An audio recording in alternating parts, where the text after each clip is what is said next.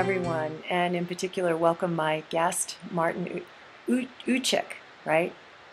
Yes. I've been saying it wrong, I think. So I'm Ucik, yeah, okay. The topic for today is what is the very highest possibility for relationships? So we're going to really get into a real dialogue about that. And before I do, I want to tell you a little bit about Martin and how he came into my life. Martin has recently written, which is an opus unto itself, a book called Integral Relationships, a Manual for Men.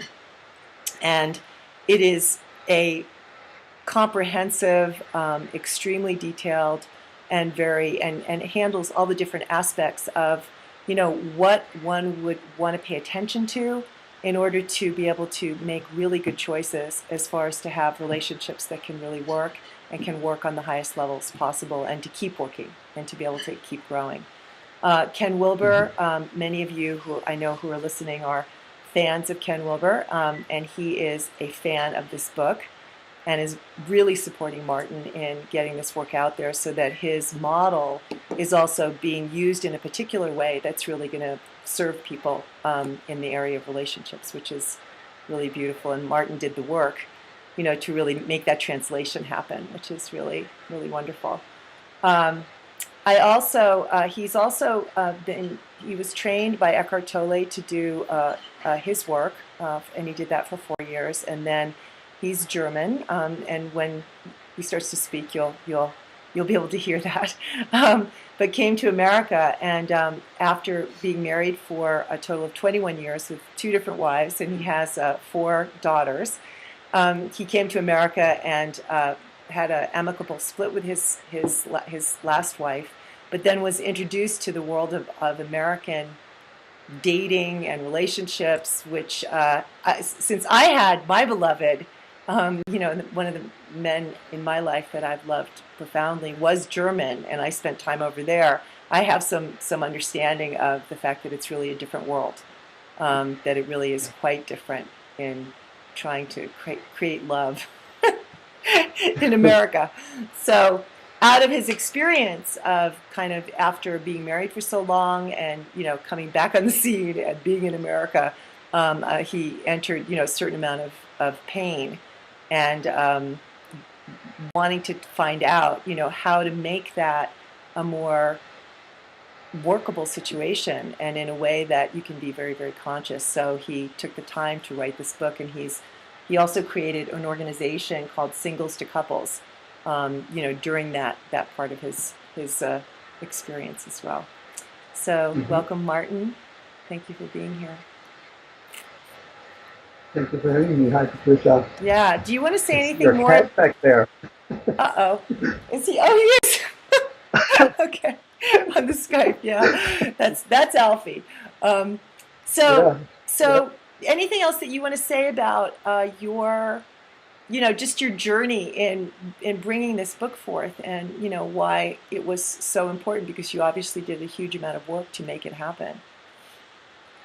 Yeah, my journey as a little child started in a little village in Germany, where my grandparents owned the local restaurant where the locals congregated. Yeah. And so early on I was immersed in a culture where my grandparents worked together and my uncle, so the whole family worked together. So it was a very egalitarian system there.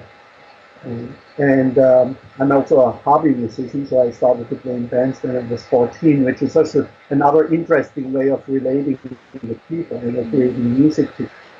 And so I think without knowing, I was always immersed in some ways of relating. And then I started my own business in 1982, and at one point had 20 employees in Germany, England, and the United States. So that brought me really on a path of exploring relationships in the workplace, managing people. And I got really interested in people like Maslow, Abraham Maslow, and Stephen Covey, and then moved into more psychological topics, and that led me then to, I found Eckhart Tolle in 2000, was introduced to him, and explored more spiritual topics. And I think all of that, plus the two marriages that you mentioned, and the children. Right. So I have like this really broad, I think, eclectic background in business and making music and then spirituality and management. And that all helped me then to integrate when I discovered Ken Wilber in 2000, started to read his books to apply his model to relationships. That's great. Here we are. So like we're going to talk about like what are the highest possibilities of what people could aspire to in relationships, and then what are some of the things you're going to have to pay attention to if you actually want to have that possibility.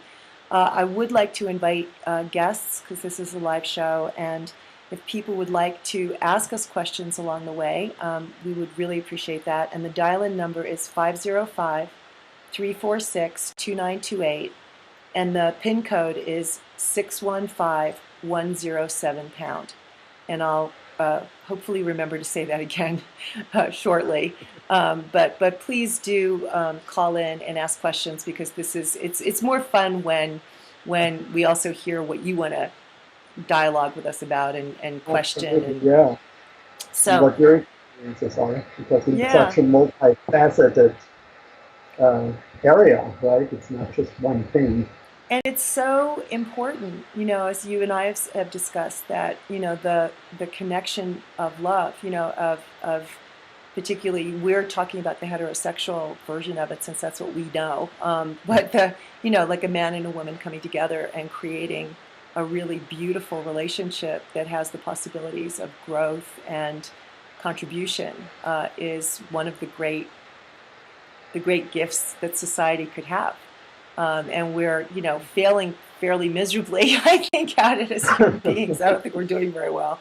So, in fact, one of the things I was interested in, you have lots of statistics and things that you've, pulled together. And, where is it? Some of the statistics that you had said was 28% of American adults live alone. Only 3 to 7% of couples experience happy long-term relationships. That's a little depressing. 47% of first-time marriages fail, 65% for the second, and 70+% for the third. Yeah. Wow. Boy, and women we initiate. Would think we get more job experience. Yeah, you'd think you'd like figure it out. And that women initiate 2/3 of the divorces, which makes sense to me, actually. Pains me. I mean, this is something really that pains me. Yeah. From both sides. Yeah. Yeah. I mean that. What's going on there? Yeah. Well, I could answer some of those, some of that, because being on the female side, often you're trying so hard to communicate to the man, about what's trying to be heard, trying to have some influence.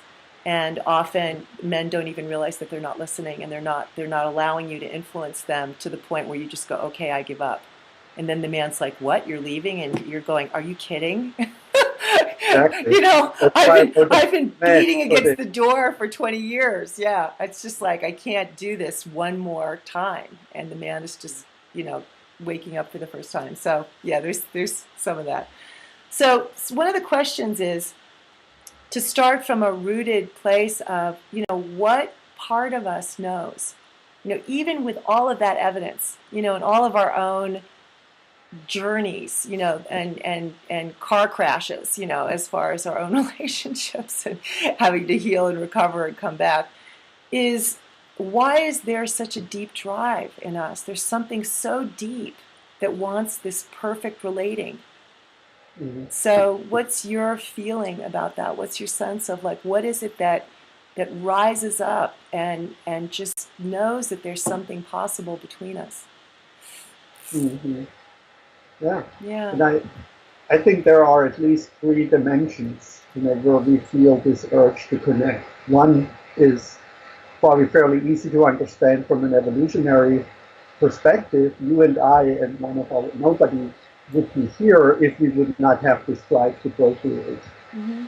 And where this drive ultimately comes from, right, is basically a metaphysical question, right? I mean, why does the universe create these, as Ken Wilber says, these larger and larger holons, which means that we go from atoms to molecules to cells to organisms and then ultimately to us human beings. So I think this is just human organisms started to procreate a few billion years ago. So there's a long history, right, that brought here, and that is so just the sexual drive is huge. The sexual drive is just inherent, and that goes along with the release of certain hormones and chemicals that when we meet a partner, there is something that indicates to us that would be a good potential mate to make healthy babies. So we all experience this drive of lust and sexual attraction, and then the hormonal soaking into this that nothing matters than to be with this person, right? So that's one aspect. And that doesn't go away apparently. Apparently not. There's this interesting story that Gandhi, when he was in his 70s, he still tried to get over his sex drive by sharing his bed with much younger women. So I sometimes mention that just to give women an idea how specifically males, that is just like such a strong drive. It's true. And then we can look at a more subtle level, and that is the psychological domain. And I really like the anima and animus complex. This one area where to look at shadow and our unconscious. In the book I describe 5 different forms of unconscious plus the anima animus complex. And the idea there is that we're all born to a mother in her womb, and after we're born, we're totally fused with her, right, in an embryal state. Right. And then as young children, at one point, we start to boys realize that I am not like mother, I'm like this guy, which I call daddy or father.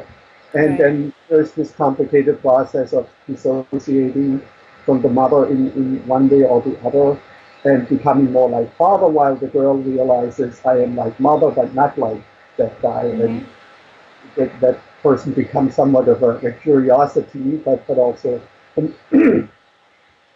And everybody knows how they have established relationships with their parents or primary caretakers, but there is already a lot of regression and things putting into the shadow happening. And then as we grow, more things happen where we just don't, we're not evolving as complete psychological human beings, but there is what we're conscious of and what's unconscious. Right. And I think,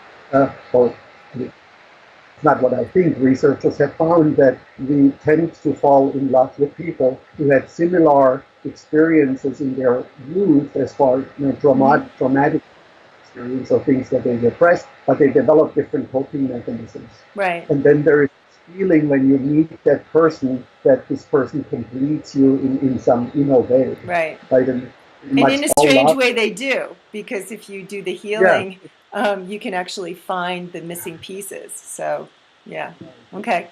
And so in the next few days, attentively listen to love songs they all sing about very often, that kind of like what I call mutual compatible pathology, right?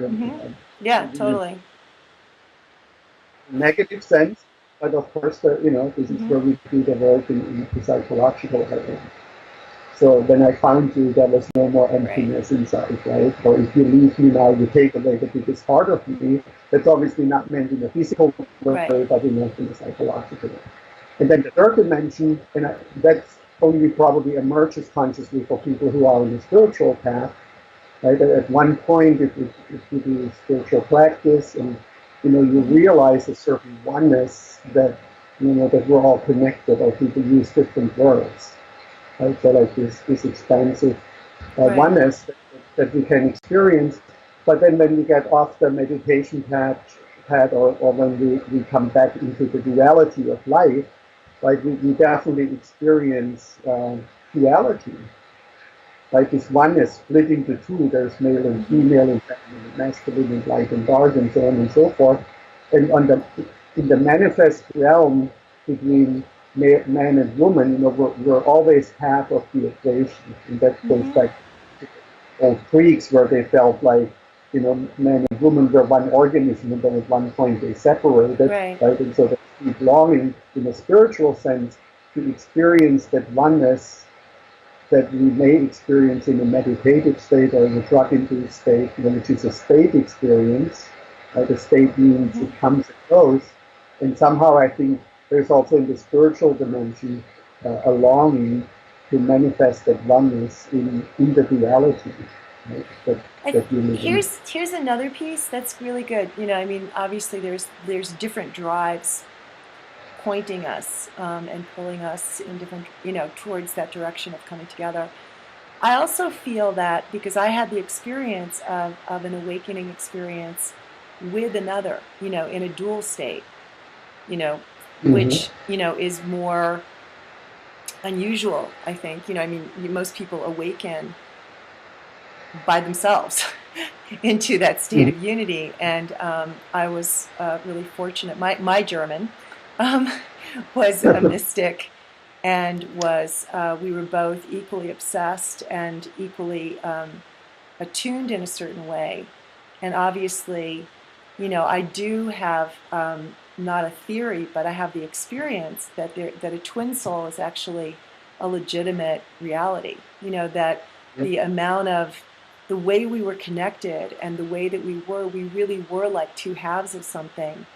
And he died a few years later, and so many things have happened in the last 20 years where I can still feel things and hear him, and I mean, it goes on. I mean, it's an eternal connection that is quite off the charts. So there's also, I do believe that in one of the highest levels is that there's a way of coming together, and in the the tantric paths that are truly tantric, not the tantric is in LA, but the real possibility of two awakened people that are prepared to go into a certain state together, that it is like something happens that starts taking you places that is so off the charts. I mean, it's so intense and endless, and it isn't just a moment.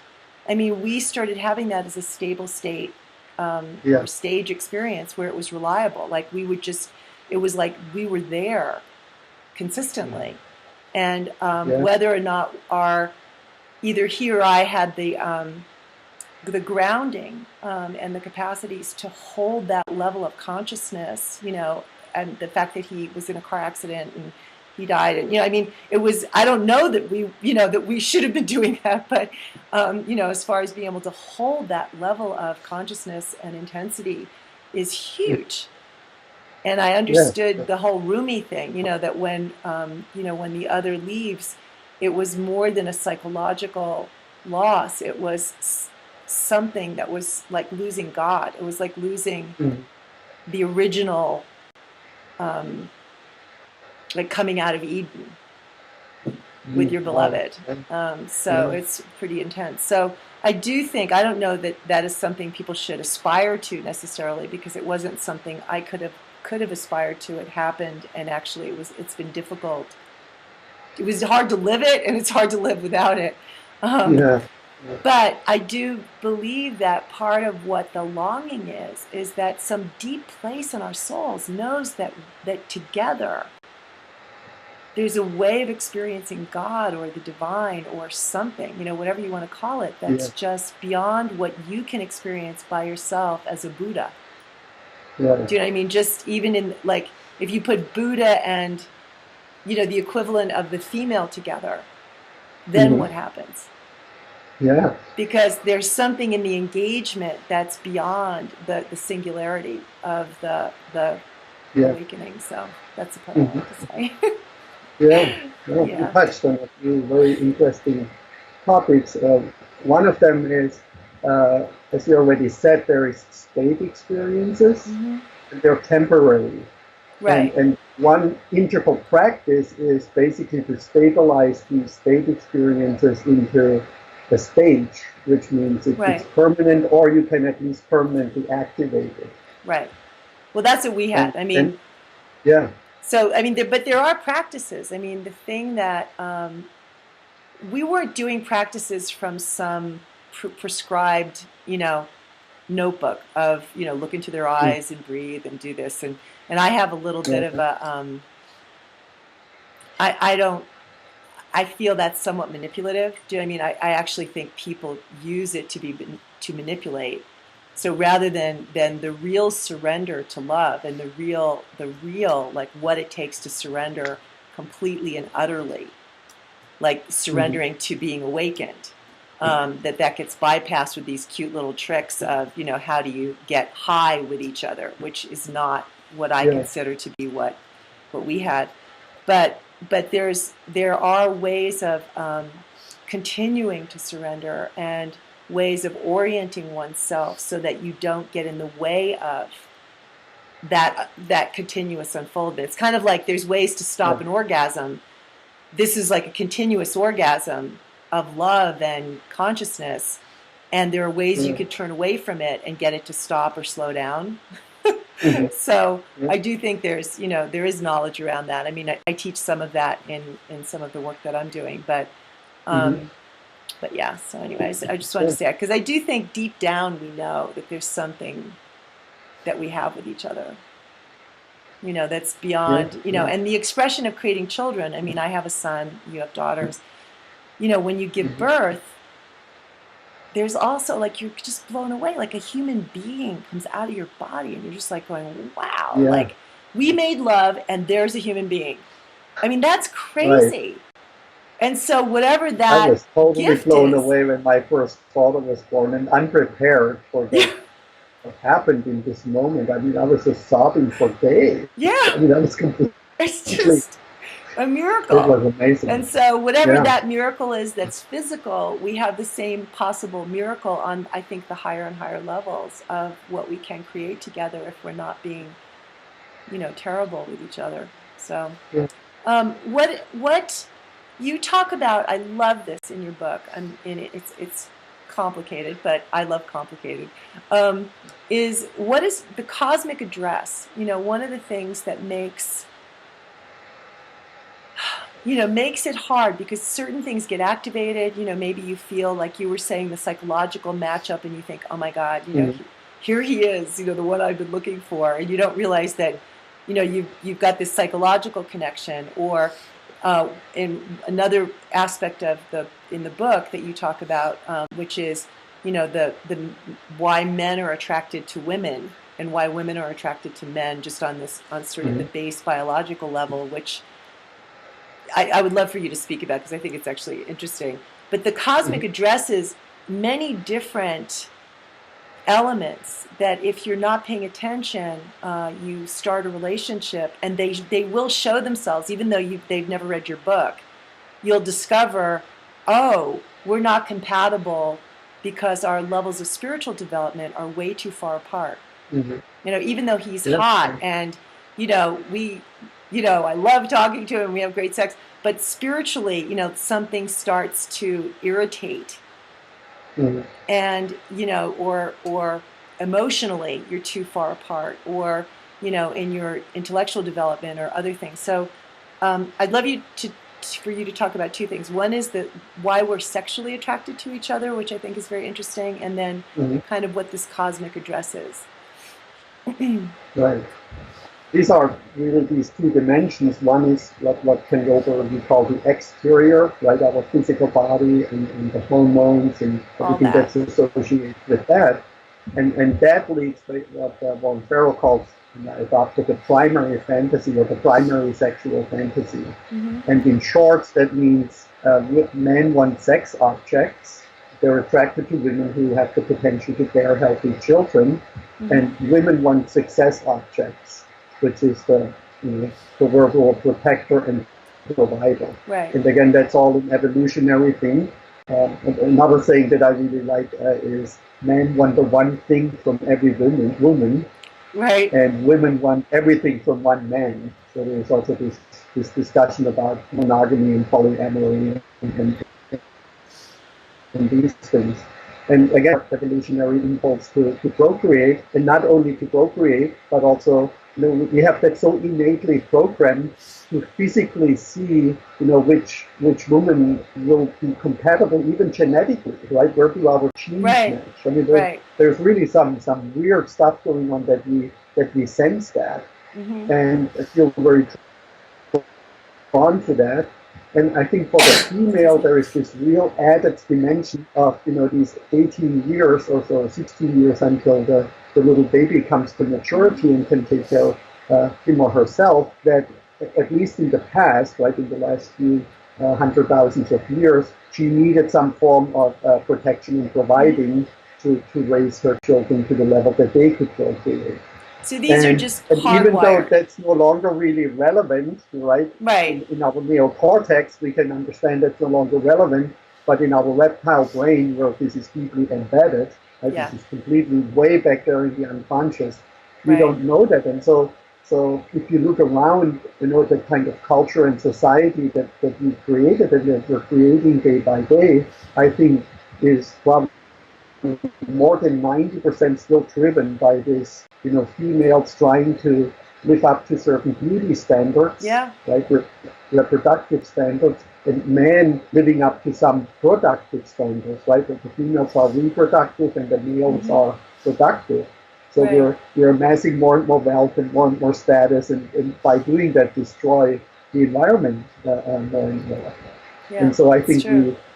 to redo our social or move forward socially and culturally, we also need to look at our sexual selection process. And a lot of people, you know, they don't want to talk about that. You hear Yeah. politicians or even spiritual teachers always talking about the individual and the larger cultural context, but very few people talk about this one-on-one sexual selection process Right. that Right. drives so much in our society. Yeah. Okay, It's so true. that's the, again, Yeah. this physical thing Yeah. that everybody goes, oh yeah, I know, right? But we still make a lot of choices that in our sexual Mm-hmm. selection process that are often not consistent with our larger value systems. Yeah. No, I mean it could be. Yeah. I mean you could see that. It's interesting. Yeah. Anyway, go ahead. So anyway, I can be on that soapbox for Yeah. weeks and Yeah. weeks. That's a So, long one. But and I also, I try appreciate to because take if you're aware of it, and you bring more and more consciousness to it, you have a better shot at not being completely reptilianly being driven. Yeah, yeah. Is there a question? No. Okay. Just checking. Okay. Go ahead. Okay. Now we come to the cosmic address, and Yeah. wow, you're putting me on the spot here. But what Candover basically collected together out of the thousands of books that he read, right, in Yeah. like 2010 for it, it's just amazing. You only read he, 200 books, so. yeah, Only yeah. kidding. A slow reader. So Yeah. anyway, I can, he has this what's called the ARCBO model. It's Mm-hmm. spelled Yeah. ATAL, and it has 5 components. One is and I just named them right now without going into that. One is the 4 quadrants. That's our eye perspective, our physical body, our cultural embedment, and our social. So there's these 4 dimensions. And then there Right. is the second is developmental lines. So most people heard about cognitive development, IQ, and then emotional development, emotional Mm-hmm. IQ. And there's about 20 or 25 of these inherent capacities that humans have, like musical, mathematical, kinesthetic, emotional, spiritual, and so on and so forth. So Right? So there's just to different stop lines. with that one, because the lines and levels, I think, is a really significant one. I mean, Yeah. they all are, obviously, but that does feel. I know in one of the things that that I've been very busy with is the feeling of being met. So one of the Yeah. things that makes a relationship come alive is the ability to feel met, and that what being met is actually being on a similar developmental Yeah. capacity in a certain area. So if you Yeah. and I are in a relationship and intellectually, we're both really smart and really open and really curious and interested, we can just go, we can like have sex with our minds, and be going Right. off into new directions and discovering things. And then in, That's my what experience that, Max Hubbard called suprasex, right? yeah, right. That's the next show. But that we can also have that feeling of going like the to me, the evolutionary impulse, like that eros, when we're both at the peak of where we've ever been in being met, then it takes over. Then all of a sudden we're kind of open, and then we start getting taken places we've never been before. And you don't need to have that in every area. You know, you could have that emotionally with someone, or spiritually you're on a similar level, or tennis, you know, maybe you play tennis like really well together, so it's like really exciting. But that would be an aesthetic one. Yeah, so I mean, just speak about what are some of those areas, because I think it does matter, and it does help if you know that in some areas you're not going to meet each other. It's not going to be exciting. You're not going to have that place of newness. Like, you're more developed and I'm less developed, and I don't even care. You know, I mean, I might not even care about the level of development that you're at, because that line isn't interesting to me, or vice versa. But there's got to be enough of them where there's some meeting. So what are some of those areas so that people can get a sense of that in their relationships?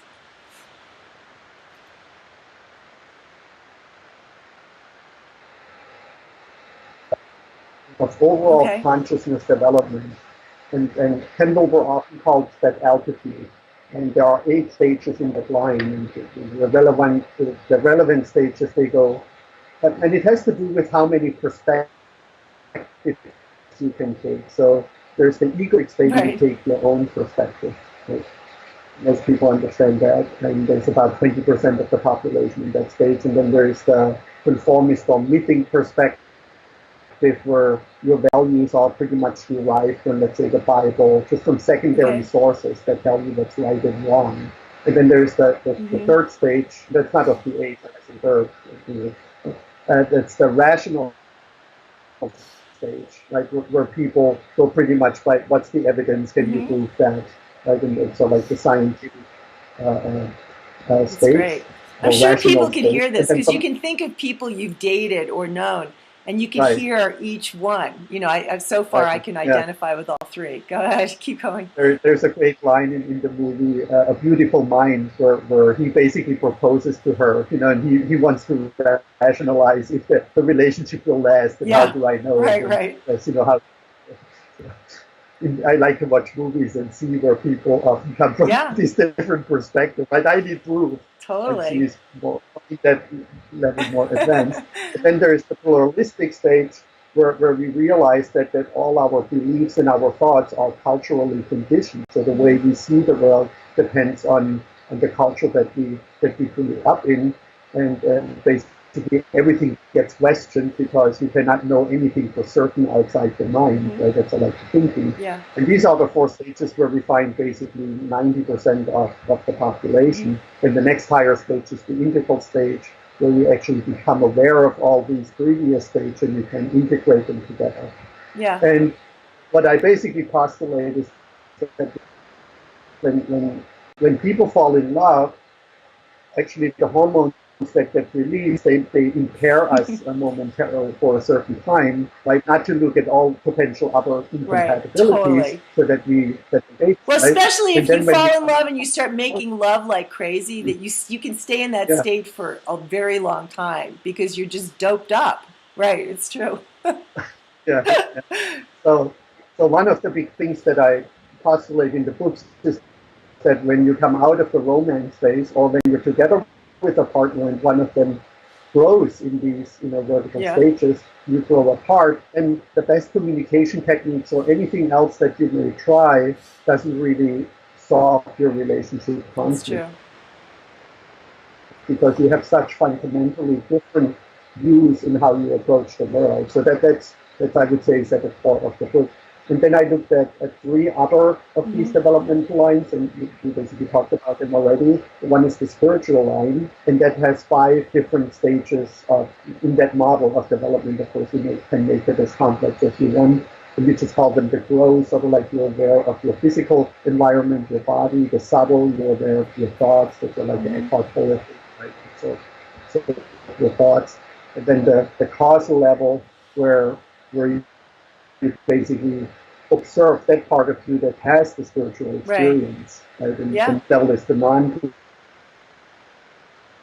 where the observer and the observed, not the witness, where the observed and the observer basically become one. Then you have the non-dual state. So these are 5 stages of spiritual development, and I apply what's called the Wilbert-Holmes lattice, and now it gets a little complicated, where we have these vertical stages of consciousness development, egocentric, conformist, rational, pluralistic, and higher, and learn that these stages of spiritual development can develop at each of these other vertical developments. So in other words, you can have an egocentric enlightened master, or you can have a rational enlightened master, or you can have an integral enlightened master, and so on, so forth, so on and so forth.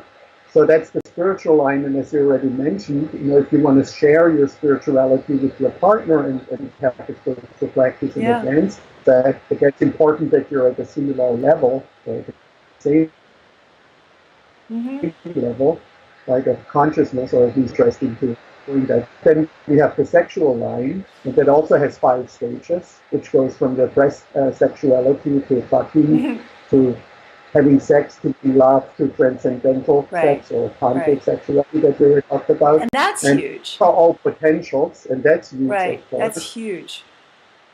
And the third one I looked in was the animist complex, and that's different for males and females, and again, the 5 stages for males, 5 stages for females, and it's also important to be aware of where your center of gravity is there, and how the compatibility there is. That has a lot to do with the hidden conscious attraction and things. So these are and that allows the cosmic address is all and the cosmic address kind of points to where you are. You can create in a matrix, right? If you visualize that of vertical and horizontal stages, and then then you have the feminine and masculine polarities and the types, and that package, right, that each individual brings to the relationship, this human package of your body and your mind and your soul, that is at every moment has a certain perspective on the world, and a certain feeling about the world, and a certain state of consciousness, and that's basically called the cosmic address. And the more compatible that address is, the more harmony and fluidity and resonance, shared resonance.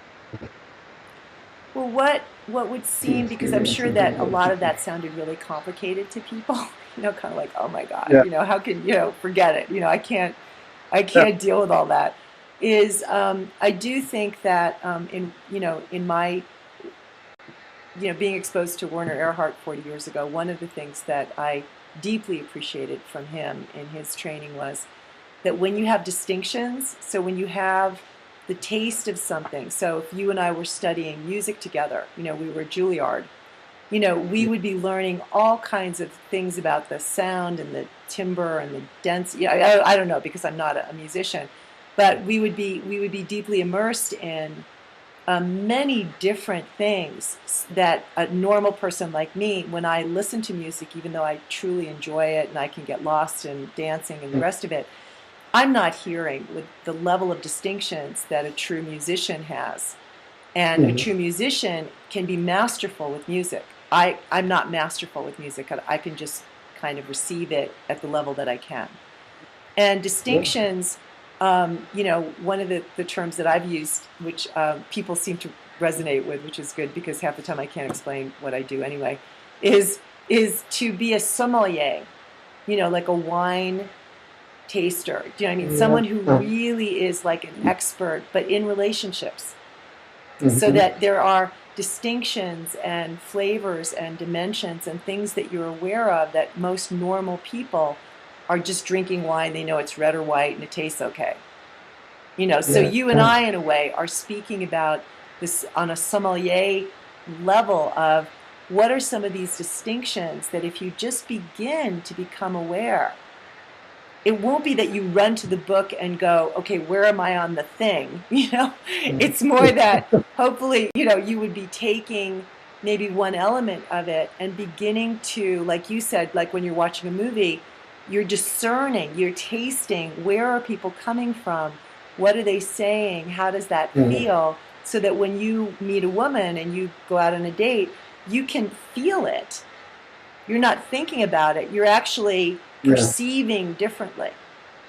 And Mhm. so I just want to say that so that people just don't go, oh, this just seems like too much, is because there are many different elements in tasting the possibility between people, and by tasting those things and seeing them and hearing them and smelling them and being able to know what you're actually Mhm. dealing with, then you can become a master in this distinction of what's possible between us. And as far as I'm concerned, what's possible between us, and in many different realms, but particularly like in a romantic relationship, is everything.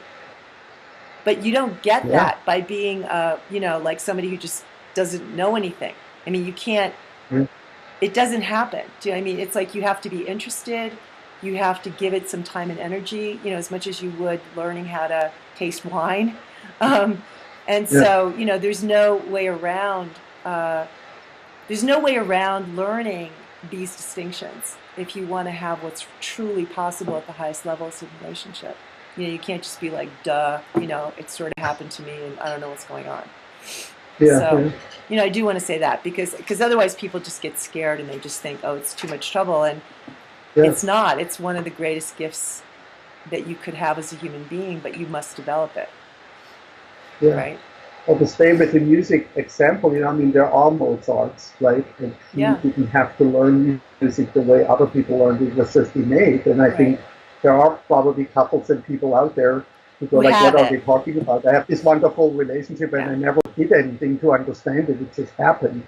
right. But for most people, if they want to play even close to Mozart, they have to learn Hmm. music theory and practice and understand the Well, and relationship. even some of those perfect relationships, understanding the superego, there's a certain thing that if you have, you can actually have a very stable relationship that's based completely on your ego, Hmm. and it's Yeah, stable because of the ego. So there's no aliveness, yeah, there's a taste to it that's not there, even yeah. though it could be very nice and you get along and you have fun and you can have good sex and and for some Hmm. people that's fine and that's enough, but it's actually not an alive, um, really happening relationship. Do you know what I mean? When what happens in some Yeah. of those is something happens from the outside and someone pops out and all of a sudden the whole thing is destroyed and they can't understand why after 20 Yeah. years the whole thing, like they can't even feel what they felt for the person, because the truth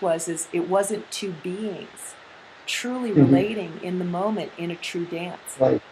They list It out some was patterns, basically some totally, culturally yeah, constructed patterns and some expectations and yeah. And it some could be the good neediness. parent. You have like Yeah. the good Yeah. parent relationship. And so maybe you had a good mother. And so you have that relationship dynamic, but it's not, you're just playing out something that's not even Not authentic. genuinely happening. So, Yeah. yeah, just to ruin it for people, right? Um, there's another thing I wanted to ask your sense of.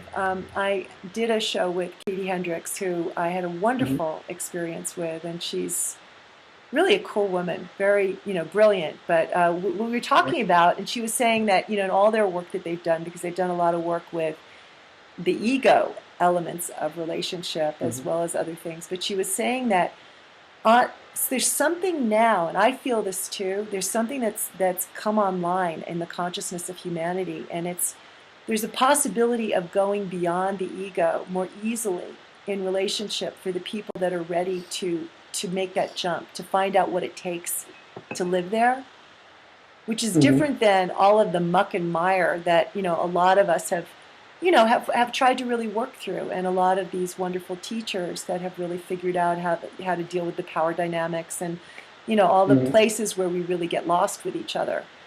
So she Yeah. was saying that there's something that's opened up. There's a space, and I know that that's true. That seems different than it was even 10 years ago. Oh, So wow. what's Hmm. your sense of it? I feel like, yeah, it's like a space in consciousness that's starting to be available if you can claim it. Hmm. Yeah. The term ego is always a little difficult because there is a Right. healthy aspect in psychology where you have healthy structures, which means that you have the tools to really embody and to live your value system, right? Or what wants to emerge spiritually to you, right? There needs to Right. be an actor who healthily enacts that.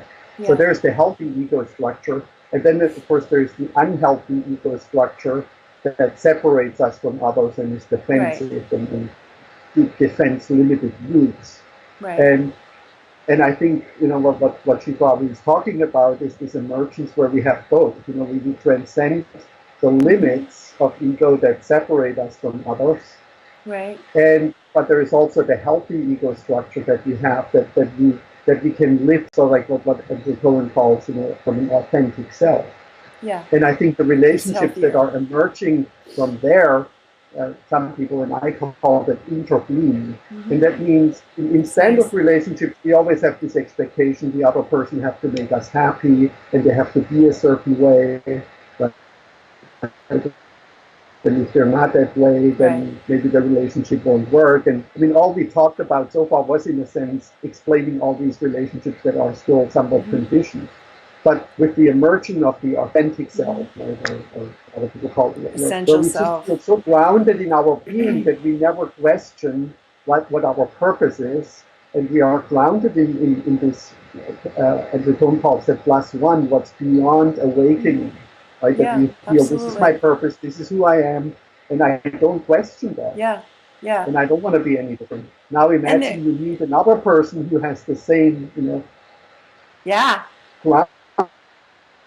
groundedness and feels that's my purpose. And these two beings who don't pretzel themselves into being loved by the other Right. person or don't have that expectation that the other person feels a need or makes us happy Right. or Right. anything, but you just feel like, wow, if we come together, What can we right, do? and we both Yeah. feel this exciting evolutionary Mm-hmm. impulse to emerge to us and we do that together, I think then that's that new quality of Yeah. relationship that is absolutely necessarily and realistically being birthed into the world right Yeah. now, and that makes me utterly excited. Yeah. That the potential is emerging for the first time in human history. Yeah. It's really true. And I And think not if going it alone, as many people think. Once I feel that authentic purpose, I no longer need anybody else, and I just do it on my own because I'm so whole and right. complete. Right. No, no, no, No. no. No. No. No. On these Then. many other levels, there will be synergy, and then that creates the larger Whole. structures, right? From individuals to couples to communities to Totally. society to world and so on and so forth. So Yeah. that's No. what I gets me really do really think excited. it's time. I mean, there. It's not possible for everyone. I mean, there's still healing, but there. It doesn't mean that you're completely, done. But there's enough consciousness that when something comes up, you're both clear that that's just an element that needs to be addressed. It's not that you become completely identified with it. So it is. It's Right. exciting, and I think people that are willing to claim it instead of, Mm-hmm. I remember going to some writing class. I tried to go to a writing class in Santa Fe, and I was reading what I was writing and I was sharing, and people were like, you could feel in the room it was that healing reality. That's sort of the whole thing of Yeah. like, if it isn't dark and intense and kind of terrible, then it's not real. And I was so Mm-hmm. annoyed. I was just like, I got to get out of here. These people, it's total, positivity and these higher states are real. I mean, they're Yeah. actually more Yeah. real than all the pain that we've, that we've known in certain ways. So anyway, I wanted to ask you, Yeah. is there anything else that you would like to say about your work, and also how people can find you before we complete? Yeah, yeah, Yeah. absolutely. So you already mentioned my book is called Integral Relationships, and it's a manual for men. And that I just want to throw that in. Probably a lot of female listeners may feel, oh, this is like this guy is totally in his head, and this is totally rationalized, and He's another what one of does those that have to do? bald integral guys, Yeah, right? Yeah. yeah, who tells us what to do, right? Another bald Right. guy who tells us what to do. And I realized that when I first had the idea and shared these ideas with women, that they weren't really turned on by that and felt, you seem to be an interesting guy, but I don't feel that coming from your heart. So even though I now have more actually than I want female readers of the book, because I really Yeah. want men to read that book, there just seems to be a different way how we can approach relationships. So Wait, And let my me just website say is one thing, and Integral then do your Relationship. website Yes, again. Is yeah, I do think I think that you wrote it for men, even though women can read it. I think it does help men because it gives them lots of information that they can actually work with, and yeah, that's really useful, you know. And so women yeah, shouldn't diss that because that's different, you know. I mean, there are men that go, well, how do I do it? What are you talking about? And how do I find it? And what do you mean? And I yeah, don't yeah, think that women are always as good at explaining, you know, it in a way that a man can kind of get yeah. it and then apply it. So I think it's Yeah, great that you and did you that. either feel it or you don't, right? You either have it or you don't. Yeah, It's kind of right. You know, we're from sort the of, female perspective, but the man can yeah, often go, no, no, no, I first need to I have to understand learn it it. actually in my head, and then I can learn to embody it. Yeah, For totally. females, it's often a little bit the opposite. They first feel it, and then maybe they want to understand what's going on. It's Absolutely. just a different Absolutely. part. Yeah. Yeah. So what is your website? So my website is www.integralrelationship.com. Great. Okay. Relationship.com.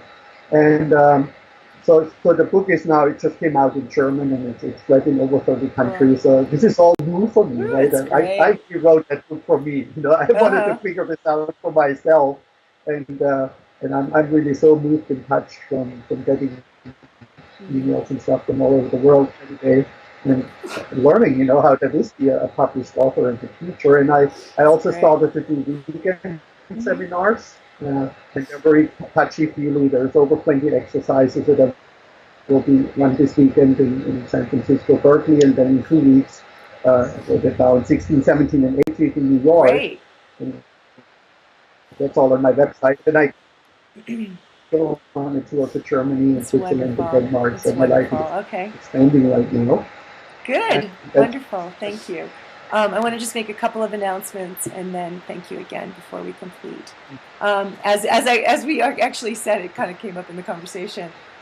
Next week, we actually are launching the Evolutionary Collective. We've been very busy here. We're launching a weekly show, and it's going to be on Contact Talk Radio, and it will be at 11 o'clock Pacific time on Tuesdays. So it's Tuesdays, 11 o'clock Pacific time. It's new for me. And our first show is on supra sex, which is with Barbara Marx Hubbard, who is a futurist. And I'm just going to read this because Buckminster Fuller said something amazing about her. He said, there is no doubt in my mind that Barbara Marx Hubbard, who helped introduce the concept of futurism to society, is the best informed human now alive regarding futurism and the foresights that it's produced. And she's, you know, also called like as the mother of conscious evolution. She's an amazing woman. She's 83 years old, and I, as you know, Martin is a deep, loving fan of Ken Wilber. I have to say, I've listened to many Ken Wilber talks, and he's wonderful. And I've read his books, but when he talks with Barbara Marx Hubbard, it is just delightful. I mean, it's like they're having sex on, you know, they start talking, and it comes yeah, so yeah, alive, and it's so that super sex. It's this co-creating of genius minds yeah, that is just adorable. I mean, it's just beautiful. So we're going to talk about what that is. yeah. What is this super sex, which is the uniting of genius? You know, how do we meet on these different levels in co-creating the future? And she is just a delight, and this just amazingly brilliant woman, and it's just going to be a pleasure to talk with her. So I hope that people will tune in. Can't And wait to hear that. Yeah. yeah, next Tuesday at 11 Pacific time.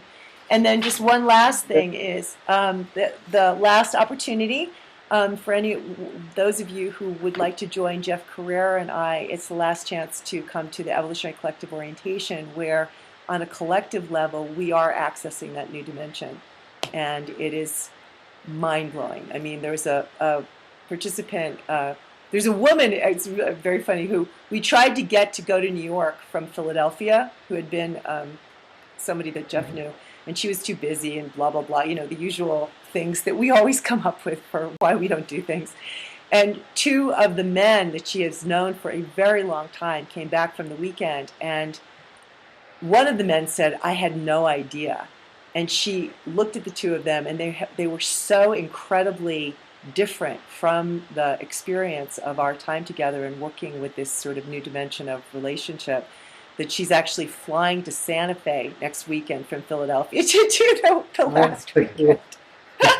So if anyone wants to know more about that, just to go to our website, which is evolutionarycollective.com. So thank you again, Martin. It was an absolute pleasure. And, you know, you're a brother on this path of opening up the space for all of us, you know, for human beings that I'm committed to as well, and making it possible for us to find these new dimensions of relating. And that's really innate in our promise. Do you know what I mean? It's in us as human beings, and if we can develop to the point where we can engage, that's the point. So thank you. Yes. It's not over yet. Thank you so much. Okay, goodbye, everybody.